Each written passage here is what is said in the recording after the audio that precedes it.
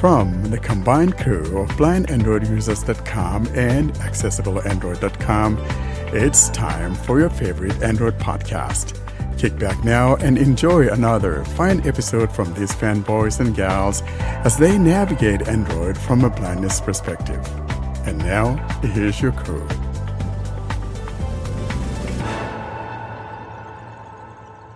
Welcome to episode 261 of the Blind Android Users Podcast.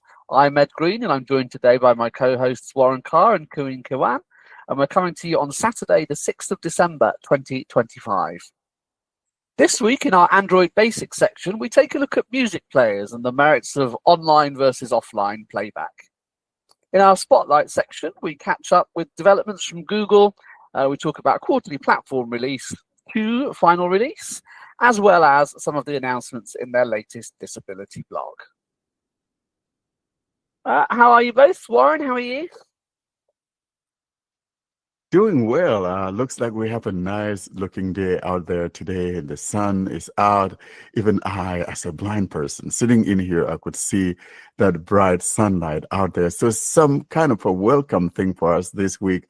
Coming out of that pea soup, I'm happy to see that the sun is out there today. So can't wait to get done with editing the episode and go, bathe my head in the sun and all of that great stuff. Maybe go to the store or something great to that effect. How about you, Ed? Yeah, all good here. It's been pretty wet this week, wet and cold, but managed to largely avoid it being at work most of the time, but all is well. All is well. Karine, how are you? I'm doing well. It's raining here. Everything is going well. And this week I took the offer from ChatGPT ChatGPT, and I've subscribed to the monthly plus subscription because I got 1 month for free. So I'm just testing the capabilities of that ChatGPT plus thing, and especially the camera stream and stuff. So yeah, I'm happy with that. Are you liking it so far? Well, I haven't tested it to the point that I can say if I like it or not, but I tested it with a person. I was trying to ask about the gestures of the person, and it was able to identify the gestures, to tell me the skin color, and it was doing well, at least with people's description. But I have to do more testing stuff to see if it will be able to identify things, if it will be able to read text, and you have it, right? You have the plus subscription. I do. Yeah, I have plus. I quite like it. It's not bad. I don't think it doesn't tend to work brilliantly live. I don't think so. Monitoring changes, but it works initially if you ask it what it can see. Just yes or no question. Is it better than Gemini's live? I mean, in camera streams thing. Oh boy, Ed. I think Gemini is probably a bit better, possibly. Interesting. You just kind of wounded Karen's heart by saying that. Maybe when you play with it, Karen, you can tell us how you truly feel about it. How about that? Yeah, indeed. And I may write a review on Accessible Android. It will be honest. So if I like Gemini more, but it will be a disaster, but it's okay. I would say it. Yeah. So see, I have never tried ChatGPT. I admit that to my shame, but I figure I'm with Google. I'm staying with Google. So that's my bias. I like having both of them. It's good to flip between them. And I'm getting Gemini for free anyway at the minute. I'm on my second 6 months of my S25 Ultra. Yeah. So. And I think probably one of the reasons why I didn't jump on I can't even say the name of that thing, GPT or whatever it is that when it first came out, you had to register or sign up to the site and all of that. And I just kind of rebelled against that. I think that's why. You give your data only to Google? Yeah. I don't want my data going all over the from Yeah, Mongolia only to Google the and the state of Maine. advertisement companies that work with Google. Not a big Yeah, deal. Just yeah. about hundreds of companies, maybe. It's not a big deal. Yeah. For me, though, that wholesome idea that, open up the burn door to every mouse out there to come in, it's just kind of rubs me the wrong way.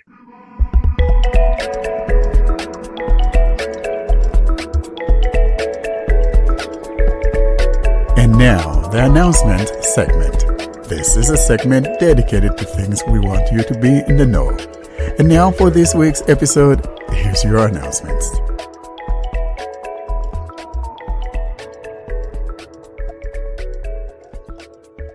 Now we turn to our announcement section. Warren, I think you've got one. We do have one. Of course, it's about our 5th anniversary. I was thinking about it yesterday, and Ed, believe it or not, I was kind of pumped about it, thinking, hey, come December 20th, this is going to be our 5th anniversary. So, guys, we're asking you to just come on in. I can't repeat this or emphasize this enough because it's a big, big milestone that we're very proud of. And as a result of that, we're asking you guys to join us in celebrating this wonderful time. We're also going to be having some good developers coming in to join us. So come in, you have some questions for them, you may ask them as well. But the focus, of course, is our celebration. But of course, we'll allow for talk, side talk, whatever the kind of talk it is that you guys may have. So plan on getting in here on Saturday, December 20th at 9 a.m. Pacific time. Sally's out there today. Usually he's my time guy. 5 p.m. UK time, 6 European Central, 7 p.m. if you are in places like Egypt and Karen, is that true in Lebanon and Israel and all that Mid-Eastern or Middle East areas? Yeah, in Lebanon it's 7. That's right. And if you are in India, I believe that's 10:30, right? I hope I'm correct. Might be 9:30, I think. Is it 9:30? I think it's 4.5 hours ahead of us. I think so. Yeah, and of course it's noon Eastern. 11 Central time. And if you are in Hawaii, that would be 7 a.m. and 8 o'clock in Alaska. See, I'm doing better with time zones. So, that's what we have coming up, guys. So we're really looking forward to you guys coming in and just having that party with us. We're looking forward to seeing you guys. Thanks so much for making us what we are today. And so we're looking forward to seeing you. And that will be episode 263 in 2 weeks' time on the 20th. And now, the Android Basics segment.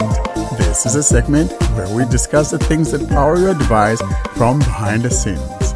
And now, here's this week's episode, Android Basics. Now we turn to our Android Basics section, and regular listeners will know we've been occasionally revisiting categories of apps that we've covered in previous years to see what they're like in 2025.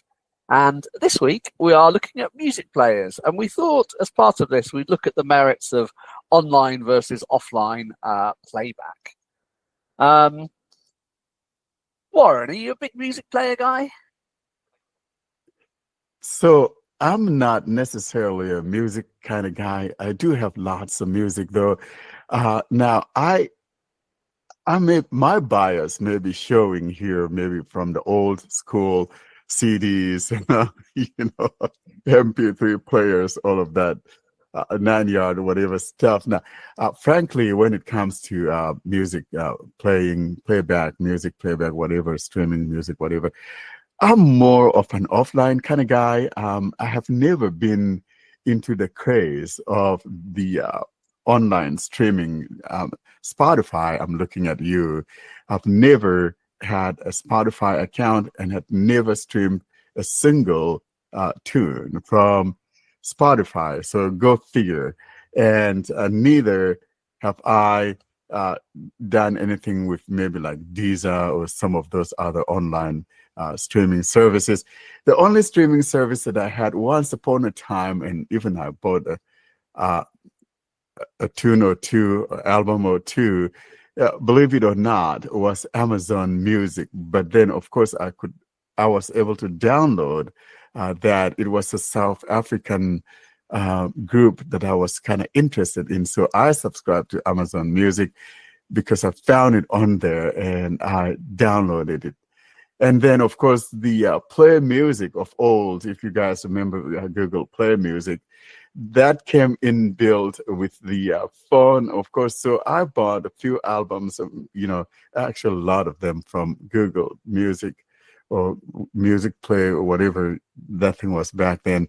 But mostly I am more of an offline kind of guy. And so I got gigs and gigs of locally stored music on my device.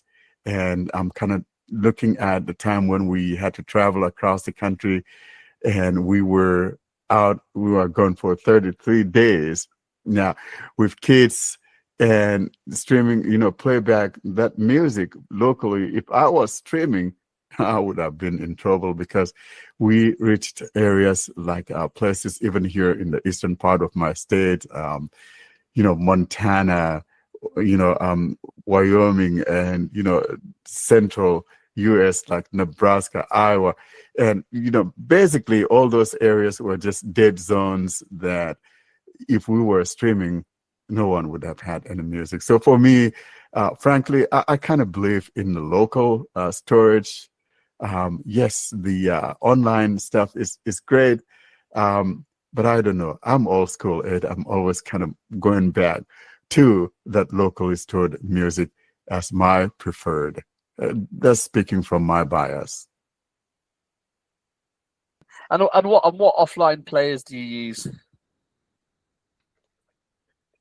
So when it comes to offline players, just like other apps that I usually have like multiple, because I happen to be one of those that don't believe in one app because there may be certain things that it doesn't do well and then the other one would do something better. And so as a result, for me, I always want to make sure that I have more than one app for something. And so I have, for example, I have Powermp is probably one of the ones I like. And then I have that thing called Music Collect. Karen, you probably know how that thing is pronounced. I have that. I have, I should have looked at my other players, but I have I probably have 5 or 6 different other offline players that I have on my device when it comes to music playback.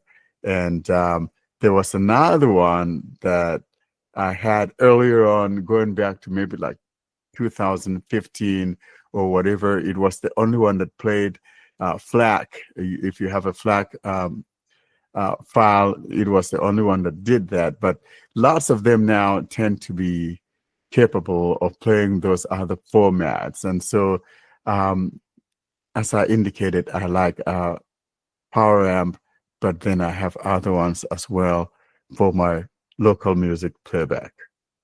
And how about you, Karina? Are you an online or an offline girl for music? Well, I'm like Warren. Let's say that we're from an old generation.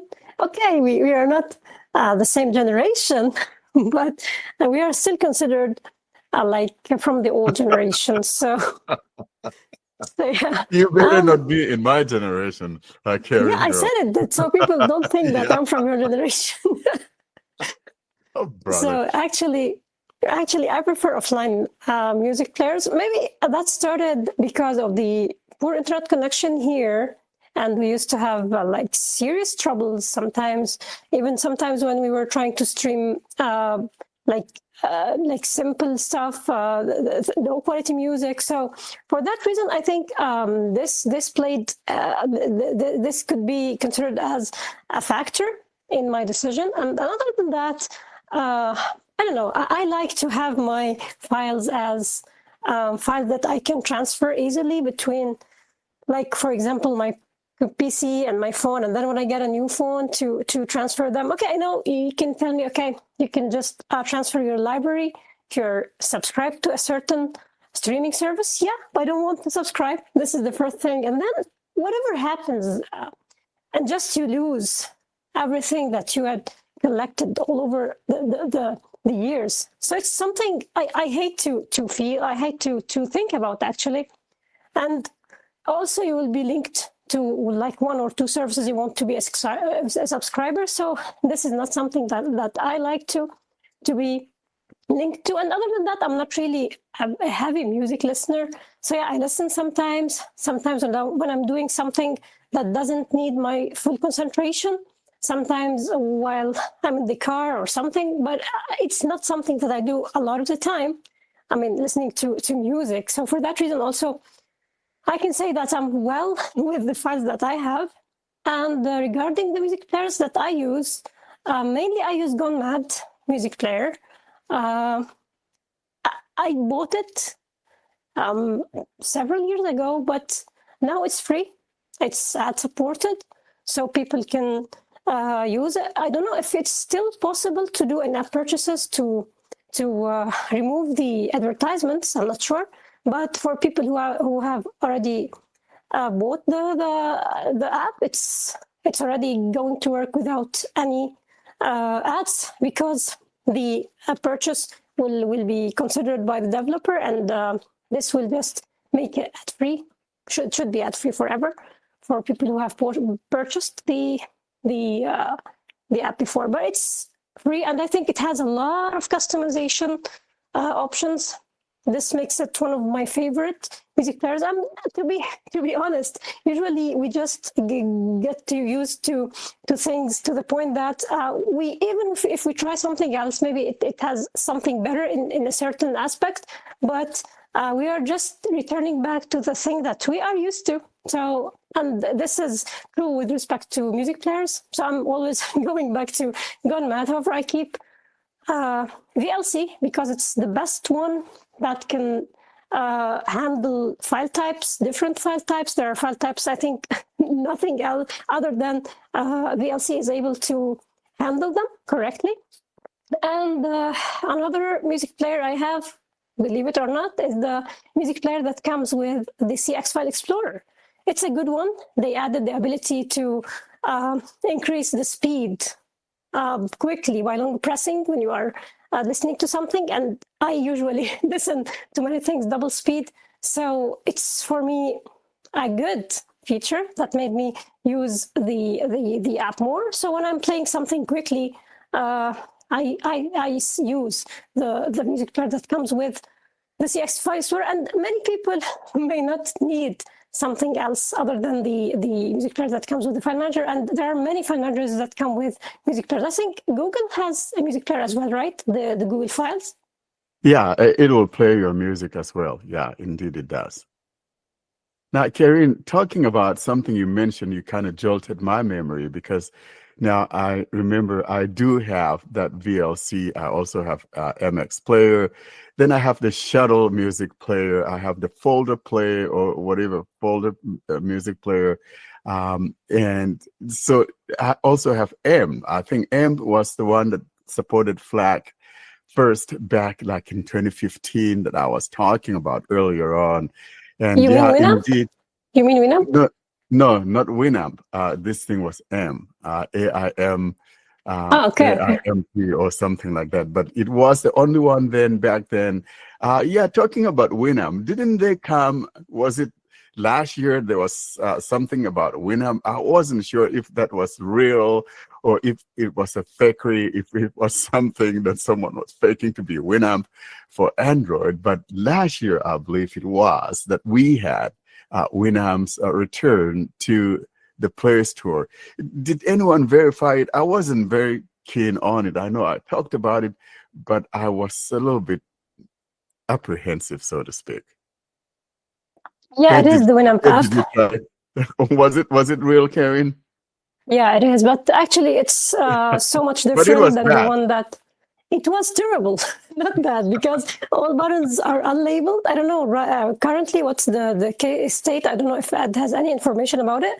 But when I tried it maybe like a few months ago, it was not the music player that you would like to use, actually. I'm talking about accessibility, actually. Yeah, and that's No, I've really not sad used because it. I haven't looked yeah, at it. and believe it or not, I still have it on my Windows because I mean it's old, but I prefer Winamp, on my Windows. And so when I heard about it, finally coming back to Android last year, I just tried it. It just wasn't good. It was just bad, and I'm surprised that they still haven't fixed it. Ed, how about you? Which one is So your? yeah, I do have streaming services, although even though they will support offline playback, I use Spotify particularly because I get the free Amazon Music through Prime, but it's not great because it shuffles and you can't play albums and stuff. So I pay for Spotify, and we have the family plan, and it's pretty good. I know some people don't really like the sound quality of Spotify, but I'm not too fussy about that. So yeah, I use that. I think it can access your local music as well. Obviously, you can't access your Spotify music and move it around. So I will use Spotify probably the most. Although if I'm buying music, I'll either use Qobuz or Apple Music for that. So although I can't, although the high-end audio I'm not too fussed about, Qobuz does do that. That will sell you the high-res audio, large download FLAC stuff. So often you can get different sample rates. So if you like doing that to buy your music, then Qobuz is the place to have a look at if it's available. But no, I stream mainly. I'll only buy the odd album. For offline or for standard players, I don't use that many. As you say, Corinne, I've got GoneMad as well, and I'll sometimes use the media capabilities of CX File Explorer, which is the file manager I used as well that you recommended on here a while back. So I tend to use CX. Ones that we haven't mentioned and people might be interested in, if you're interested in casting your music from various sources, including the cloud, you could have a look at BubbleUpNP, which I know a lot of people use. I don't use it, but it seems to be a fairly popular app as well that you might want to have a look at. And talking about things that are already on our phone, for example, the YT music is there on my phone. And now and then I use it because let's face it, no one has more music than YouTube has. And so I found some odd stuff, talking about my generation, carrying going back years then. Certain songs that, from long time ago, songs from maybe 20s. I'm not from the 20s, but I'm kind of crazy like that. If I want to hear something odd, and I had some offline recordings from like the 1920s music back then, it's so hard to hear what the lyrics are because the recording, I mean, let's face it, it was absolutely bad, atrocious. But so YouTube music, has some of those because, like I said, I think they have the biggest library than anyone else. And so I do have that as well. So when it comes to Cloud Music Player, for example, that's another one that I occasionally would use. Speaking of streaming services, it's important to mention that many of them offer the free plan. Actually, it will be limited. That's for sure. Sometimes you can't decide what do you want to listen when it comes to playlists or something. Sometimes, like YouTube Music, you can't, for example, turn off the screen and keep listening. As far as I know, right? This is also with YouTube Music. So those limitations, for some people, are fine. They can just deal with them. Also, you might need to deal with some advertisements, but sometimes some people just want to listen occasionally to some things and stuff. So those three options could be the ones that they need. So it's better for someone to just check and see what they really need before deciding where to go. And actually, we have to mention as well YouTube, the YouTube app, because it's easy to find a lot of audios on YouTube, a lot of things maybe coming also. The ones that you were talking about your generation and in 1920s. Were you just 20 years old at that year? But actually, I love it. It's beautiful. Yes. So actually, people could also go to YouTube and give it use it for streaming music when they want to. And actually, to be honest, there are many options that they can use to play on YouTube while the screen is off. And they are just legal, so there's no problem in that. Like NewPipe, for example, which is available on GitHub. And like sometimes using the browsers. I think there are browsers that allow you to just turn off the screen and keep listening. Talking about turning off the screen and listening to the music, this is why I like browsers like Vivaldi. And I hardly use Brave, but this is why I like those. And I think that the Samsung Internet browser also does. And so especially if I'm listening to something on YouTube, for example, I like documentaries, for example, and I just don't want to be kind of like, keeping my phone on. I hate that. And so I'm not looking at the video necessarily as a blind person. And so for me, though, this is where I employ something like Vivaldi or some other browser that has that capability, thus eliminating the need of keeping my phone screen alive. And so, yeah, mentioning that, Karen, that's a good mention, because that's another way to consume music without keeping your screen on YouTube. So thanks for reminding us of that one. And do you subscribe to YouTube Music, Warren? Is it another Google product? You should. You like giving Google money. Well, but I'm El Cheapo. Don't forget that. I'm very El Cheapo. And so I don't. And frankly, if I'm not going to be listening to lots and lots of music and all of that, what's the point? Now, I wouldn't mind it if it was like $5 a month, but what is it, like $11 or is it $14? I don't remember. I don't think I'm going to be doing that anytime soon. No.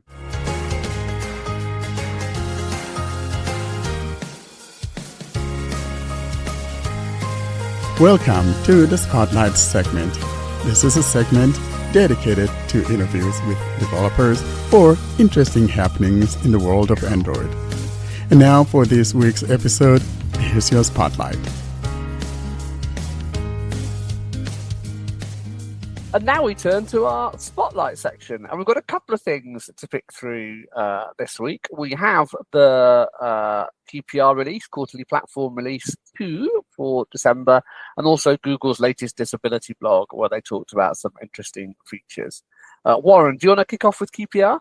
Indeed. Let's get started with QPR. So this is something that started as a beta back in September. So if you were not part of the beta when it started, if you are not into the QPR program, this is the one that comes for everyone, whether you are in the beta or not. You will get this as a feature drop, pixel feature drop for the month of December. Those of you, of course, that have been in the program before, these are things that you had a foretaste of prior to it dropping this month. And so lots of these things are not things that are necessarily new to those of us that are in the beta. But if you are not in the beta, this is a total different game changer for you, because you never had this on your phone before. Now, there are some 9 items here that came with this QPR final for December. And I'm just going to read some of those, or read them as quickly as I can. And here are what we got. 1, AI-powered notifications summarizes condensed longer messages and group chats, giving you quick understanding and context at a glance. 2, notification organizer automatically groups and silences your lower priority notifications, such as promotions, news, and social alerts, making it easier for you to stay focused on what matters with fewer distractions. 3. Custom icon shapes allow you to express your style for your device's home screen. 4. Themed icons are automatically applied across your apps for a more cohesive and minimal look. This creates a more consistent look and feel across all your apps. 5. The expanded option in dark theme automatically darkens most light apps, even those that do not have their own native dark theme. Dark theme helps save battery and is easier on your eyes. Yes, so because so for me as a blind person, yeah, it may not be necessarily, but there are lots of us, guys that we're blind, but some of us can still see a little bit, and I know that some people that cannot stand the bright stuff. So I'm glad to see that this is there. 6. Set the amount of screen time that can be spent on a device each day to help establish healthy habits. 7. Set downtime schedules to automatically lock the device at night to ensure restful sleep without distraction. 8. Control app usage by limiting time spent on specific apps or blocking apps entirely. And 9. Add more time by granting extra minutes when a time limit is reached or to extend a scheduled break. Those are the 9 items that came with the QPR December feature drop. Alongside with that, we also have the December security patch, and they're like maybe 32 items. I'm not going to read what those things are, but I'm just going to, read some of the items, for example. So, we got audio, 1 item fixed. Then we got battery and charging, 2 fixed items. Then we got the next one is Bluetooth, 1 item fixed. The next one is camera, 1 item fixed. Next, we got display and graphics, 6 items are fixed in these ones. And like I said, I'm not reading them because there's a lot of stuff in here to go through. But at least we got 6 of them fixed. 6, framework. 4 items were fixed with the framework. And of course, I'm not going to be reading through this, but it will be in the show notes, in the URLs that you can read that from. 7 sensors, 1 item fixed. Next, we got system, 1 item fixed. And then we got telephony, and 2 items were fixed in this one. And next up, we got touch. 1 item is fixed with the touch.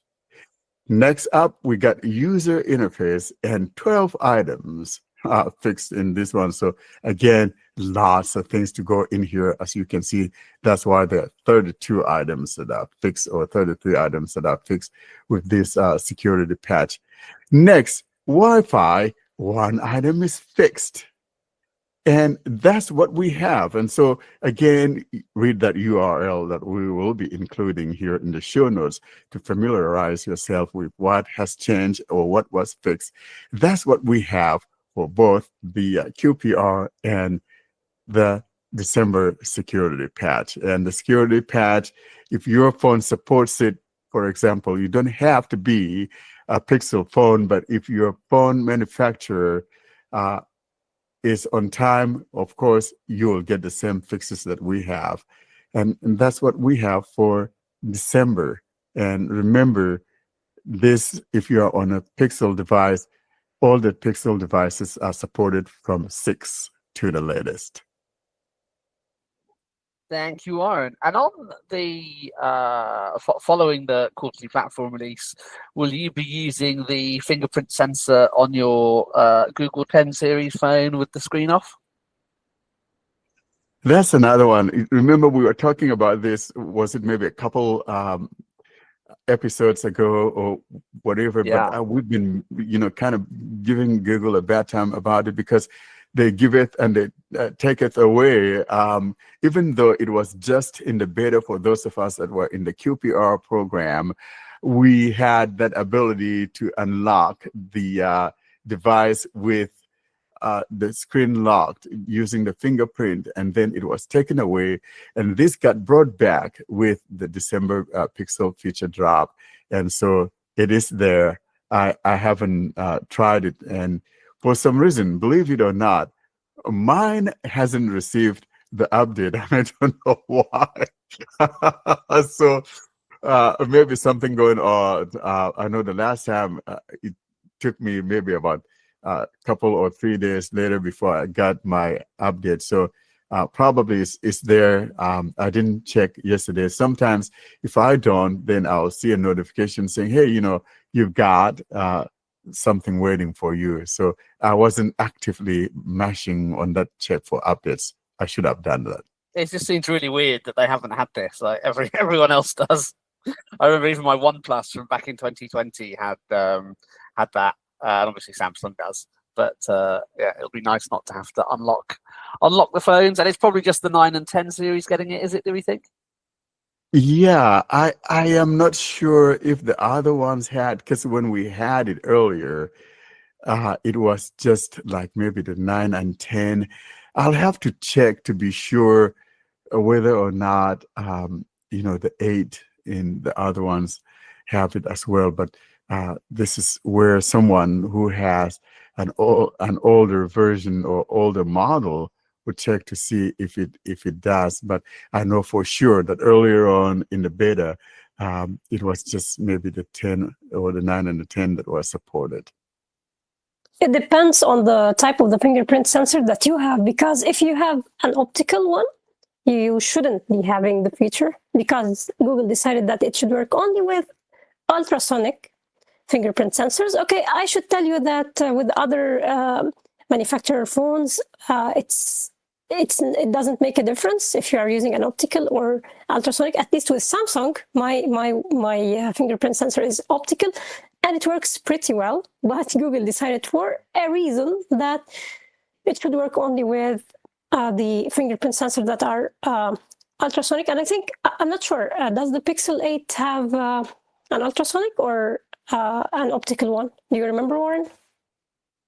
To be honest, I don't remember, but something tells me though that it has an optical. I think that the ultrasonic introduced was as of Pixel 9 and higher. Now I may be wrong, but I'll have to pull out my Pixel 8 to check. But I know that the 6 and the 7 both had the optical, and something tells me that the 8 also has an optical. If I'm wrong, someone correct me, but I'll have to look it up. But I'm almost positive it was an optical. Maybe it was an ultra, but I know for sure that the 9 and 10 are the ultra. Now, talking about other manufacturers, though, let's be fair. I think it's only Samsung and the OnePlus, right? Is there another one, though, that you guys know of that lets you unlock without turning on the screen? I thought there were other ones. I can't now think of one. Sony obviously doesn't count because no, forget about Sony. They don't have it under the thing. screen anyway. Yeah. Yeah. There's nothing. I thought nothing might, but what about the nothing phone? Will that let you unlock? No, the nothing. Remember, I had the nothing phone. No, it didn't. Unless of course it has it in the latest one. I had the nothing 2. Remember, that's what I had. No, it did not. Yeah. Well, yeah. Perhaps it's just those. I'm not sure about some of the other Chinese ones. No, Xiaomi did. Xiaomi didn't have to unlock the screen. Oh, that's nice. So we can put Xiaomi down on the column of those that have it without the need of turning on the screen. Yeah. And maybe OnePlus. Yeah, OnePlus too. Yeah, so we mentioned OnePlus and Samsung as the ones that we know, and now we know for sure that Xiaomi is one of those, making three that we know of.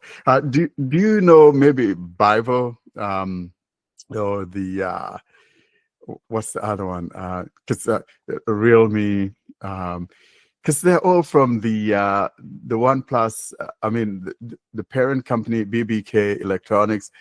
I think they're manufacturers of both the OnePlus and some of the Realme or Vivo phones. I don't remember now. I kind of get them Oppo mixed as well. up. Oppo and OnePlus are the same, Yeah, actually. Oppo. There Colorless you go. and yeah. Exactly.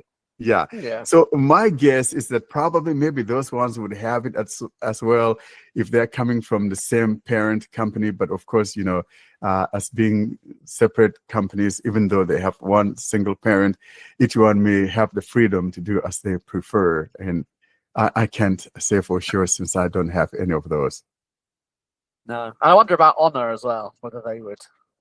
If I get the phone that I'm planning to have, I will tell you. Yeah, Is that an Honor one? yeah, she's an Honor Yes, girl. it is.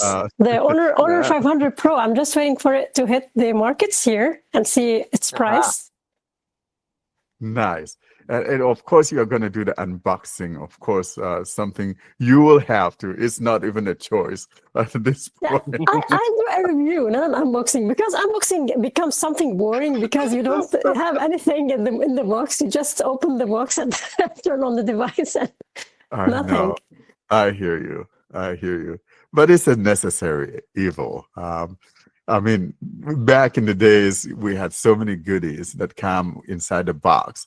And now everybody's even taking away that, brick wall charger. It's just kind of nothing, exciting about opening a boring box, Karen, as you indicated, to see a phone and a USB cord. Maybe they'll even be taking away the USB cord, So there you go.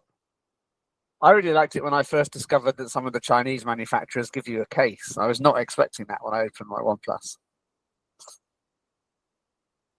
And there are ones who are still also providing chargers as well, the brick, and it's 120 watts and sometimes maybe 80 watts. So and I think OnePlus gives 65. I don't remember, but usually they give you fast charging brick supported. They just give you the best bricks that you could get from them, and this is great. But it's becoming less and less, actually. Yeah, my Xiaomi had that. My Xiaomi, I got the 120 watt charger. In fact, I've still got it. I sold the phone, but I kept the charger. The one thing, though, about OnePlus is their stuff is proprietary. So if you want that fast charging, you'll have to use the one that comes from OnePlus. Yeah, that's right. I think Xiaomi was the same. I don't think I could use another cable, for instance. Let's move on then to talk about some of the disability developments that Google announced just in advance of last week's International Day of Persons with Disabilities. They published a blog outlining some features, and we'll focus on the on some of these. Shall we start, just because we did cameras a couple of weeks ago, shall we start for the improvements to guided frame? And this is going to make greater use of Gemini, isn't it, Warren? It is indeed. And, we cannot emphasize this enough because we talked about cameras, right? And the important role that they play in the lives of those of us who are blind. And it is huge for me personally. I used to be like, what's the big deal about description? And I used to give Karen a bad time about it. But finally, it hit home for me because there are details, like you were saying earlier on, Karen, that usually we often don't notice that it's there in a picture. Even if a sighted person is describing a picture for you, they don't give you some of those details. And so really, for me, I think that this is a win-win situation for us, especially for us. And when I say for us, I'm often always talking about us, the blind folks. And so I am excited to see that this is something that Gemini is powering and making it more usable and all of that. So I'm all on board, Ed. I love it. How about you? You got that one TB pixel that you are not talking about. What's up with that? Yeah, I did. So last week we were out. We'd dropped little child off at her birthday party, and there's a secondhand phone, or it's a secondhand electronics and media outlet called CEX, well known in the UK, and in its window, winking up at me, was a 1 terabyte Google Pixel 10 Pro, and I thought, you know what, I'm gonna go get it. So Welcome home, Katie boy. Katie Kins questioned whether I really needed this with a 1 terabyte Samsung Galaxy S25 Ultra, but I persuaded her that I really did. So I got it. I got a screen protector on it. I got a little case for it. So it's, and unusually for that store, they actually had it boxed. They don't normally bother. But so yeah, I even got a box with a USB cable. As you say, nothing else though. But yeah, I have that. I think I do prefer my S25 Ultra, but it's still early days for the 10. But it's definitely a nice phone in the hand. It's a nicely designed phone. Nice design. I like the shape of it. Yeah. I like the shape of it. It's beautiful. And, you know, like you said, you can tell Katie girl, you know, boys, we like the big stuff, don't we? Because to be honest, you know, you don't have to worry about, you know, storage. For example, you know, so we're talking about videos and all of that. And then we're talking about music earlier on. Really, so if you have lots of music, you know, offline music and all of that, and then if you have books, for example, whether they're ebook readers or audio books, for example, I mean, EPUB books, I mean, for example, and audio books together, that storage gets eaten up pretty quick. And most especially, I hear people talking about, you know, recording videos and all of that. You don't want a little puny storage to manage all of that. So Right. I just want to make sure that I'm not in need of storage. And that's the one thing I'm always afraid of. And hence the reason, if there's the biggest storage out there, I always opt for that biggest storage if I'm able to, or else it's just is no bueno for me. Yeah, and 1 terabyte is a great option. Then they're obviously harder to find. I mean, online is fine, but in store it's sort of rare to see them. If you take a contract out here anyway with a network provider and get your phone on contract, I tend not to, but they only carry the lower device storage. They have to order it in and all that stuff. So to sort of see one, and it was just sitting there, and I thought, I'm going to go and get it. You're right, because I don't think you will ever see the 1 TB storage at the carriers. At least I haven't seen it, whether it's at AT&T, Verizon, or T-Mobile, for example. So you only get those things online, for example. And so, yeah, and I'm surprised your store there has it. But, you know, like you indicated, though, that store is probably not a typical phone carrier store. Is it a phone carrier store? It's just like an electronic. No, it's a secondhand, electronic store. So yeah, so that's why they have access to making it available there. So that's really neat. If I were there in your neck of the woods, probably that will be my store. You know, go there and look for the good stuff. And it's lightly used. They test them to check they're in good condition. You get different grades. I think they have 3 grades.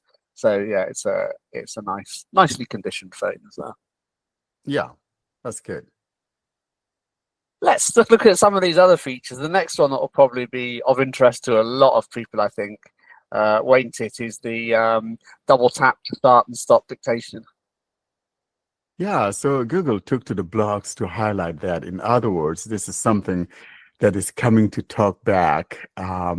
So if we get the next version of TalkBack, I'm positive we're going to have that capability in there, because a lot of people like that capability of just basically double tapping with 2 fingers to start and stop voice dictation. And I think that's a good thing, because oftentimes it's harder for others to try to find that voice input there above the letter P. So now that we're having this, or this is coming, I think it's a game changer because all that needs to happen is to just double tap with 2 fingers. But my guess, though, is that this is something probably is going to be working maybe if you have the Gboard. I'm not sure if you have something like the Samsung keyboard, for example. Of course, if Samsung jumps on to the same version of the TalkBack that would be coming that supports that, I'm thinking it should be able to work with a Samsung device too. So you guys that like your Samsung devices, you have to keep an eye out on that one to see if that is the case when it does hit. Don't be hopeful about that, because actually, usually Samsung doesn't do such changes. Because, for example, the spell checking feature, which is in TalkBack, it's called now Proofread, I think. It doesn't work when you use the Samsung spell checker, and it's by default the default. It's by default the one that is on Samsung devices. So, for example, if you have Samsung TalkBack installed and you try to use the Proofread, at least when I tried it the last time, it didn't work. You have to have Gboard, and then you have to use the spell checker of Gboard as the spell checking service. At that time, when you select the spell checker of Gboard, it'll start working the proofread. So this means that usually they don't try to make things work with their own version of keyboard. So I'm assuming that this could be also the case when using with the feature that uses double tapping with 2 fingers to start and stop voice dictation. The good thing, however, is that at least everyone has access to Gboard if they want it. And so if you're looking forward to this, then definitely get Gboard, and then we'll see what else comes with it. So until we have this, we cannot say for sure, and we're looking forward to it. And when it does come in, of course, it's going to be one of our TalkBack highlights, and we'll talk more in depth about it. Other things mentioned in the blog, one of them we've touched on already, and this is this more consistent dark mode. Warren talked about that when we were going through the quarterly platform release. So you're not dazzled by, if you've got dark mode enabled, opening an app that doesn't support it. You can fix that. A couple of other things I think worth mentioning. It's supposed to now be easier to connect hearing aids. Obviously, we do have deafblind listeners, so that might be something you want to keep an eye out for. Anyone who uses voice access, I think, will be able to enable that now without touching the screen through Gemini. You can just ask Gemini to turn it on, which will be handy if you have those dexterity issues that make interacting with the screen difficult. Those are the ones that stood out to me. Anything that you guys picked out of that we haven't talked about? Well, thank you so much, Ed, for mentioning those last 2 items, because you know what? The truth is that we're oftentimes more focused on ourselves, and I'm talking ourselves of being blind people, that we oftentimes kind of let these other ones fall between the cracks, so to speak. And so I'm glad that Google is not just thinking of only one disability group, but looking at the whole disabilities in general. And so I'm thankful that we have something for our brethren that maybe have hard of hearing problems and are able to now make better use of their hearing aids and making it easier to pair with their phones. And also Ed mentioning that voice access, which is a very good feature, because believe it or not, you and I are able to hold a spoon and eat food and, eat Karen's home-cooked dinner out there with a knife and a fork. Lots of people are not able to do that. And so to be able to have that capability of using your voice to control your phone, I think it's a huge win-win situation for those that have those dexterity issues. So I'm glad to see that happening. And when something happened to one of our brethren within the disability communities, I'm all thankful. Yeah, so we can look forward to those features dropping in due course if they haven't arrived already. Another announcement, maybe it's a coincidence, not really related to Disability Day, but it's the open beta stage of Eloquence. already, Warren, I think you shared the news on our mailing list and on the Telegram group. So I think they announced it maybe at the day of this disability or the day after it. I don't remember. Yeah, but they didn't. I think they didn't mention this anniversary or something. They didn't mention it. So yeah, but it's good to see Eloquence moving forward and reaching the open beta stage. However, it's not possible to for everyone to join because they need a limited number of people. So yeah, it's but this gives us the like hope that it's coming, the stable release is coming, and it should be soon. So yeah, but if you want to offer, if you are able to join the beta, you have to be a subscriber. You can just have first the 7 days free trial, and then you have to be a subscriber to continue using the app. But here I have to mention something. Already it's known, it's not a secret actually.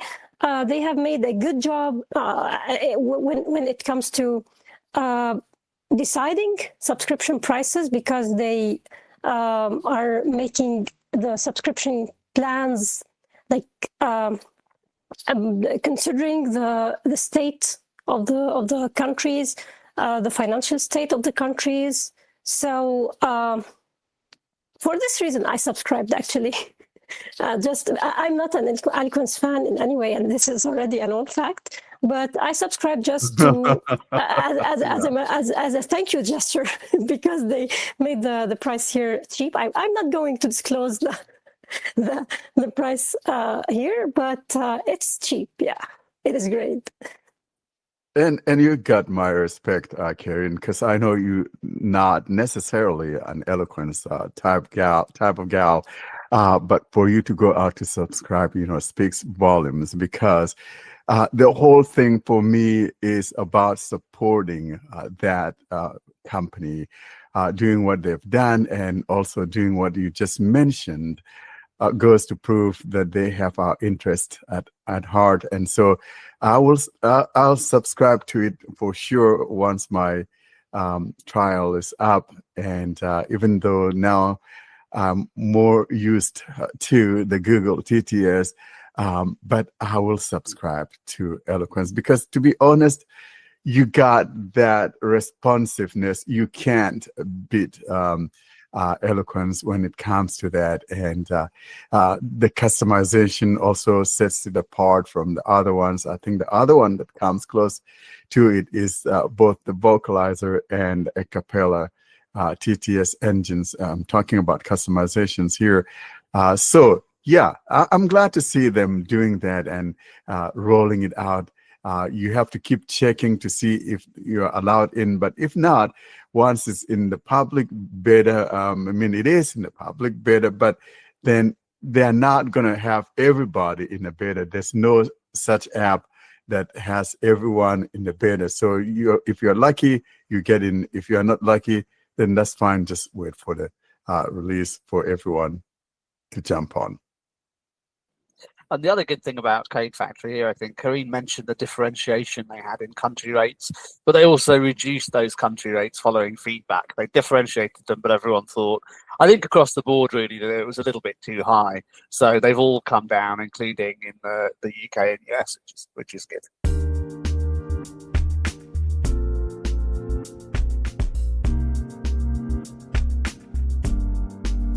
All good things must end. Thus, it's curtain drawing time, bringing us to the close of this week's episode. Coming up, though, we give you information on how to get hold of us.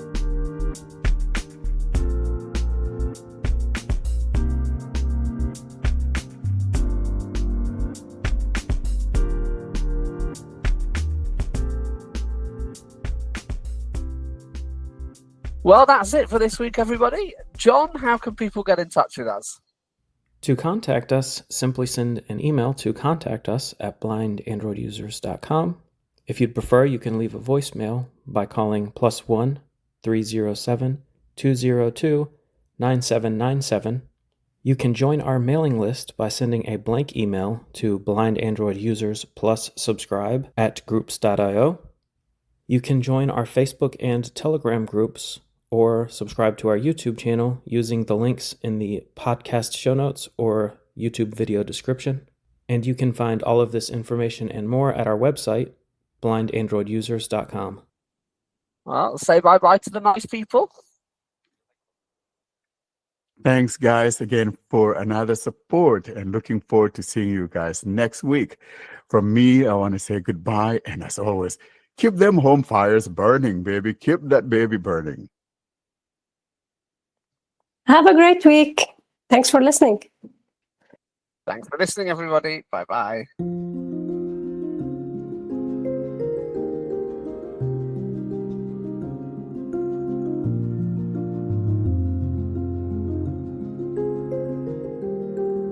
Thanks for listening to another episode of the Blind Android Users Podcast.